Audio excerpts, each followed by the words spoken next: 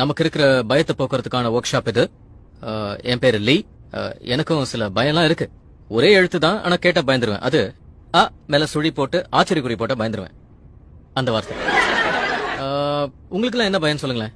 நீங்க ஆரம்பிங்க சார். எல்லாருக்கும் வணக்கம். என் பேர் ஜிம். மன்னிச்சிருங்கன்னு இங்கிலீஷ்ல சொன்னா பயந்துருவேன். சாரி.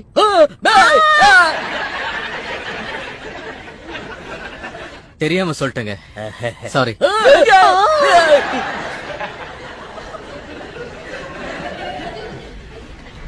அந்த வார்த்தையை சொன்னாலேவா? ஆமாங்க, கிழிஞ்சிது. இனிமே அந்த வார்த்தை என் வாயில இருந்து வராது.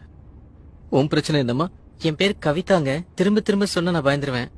ஓ, உங்களுக்கு திரும்ப இல்ல.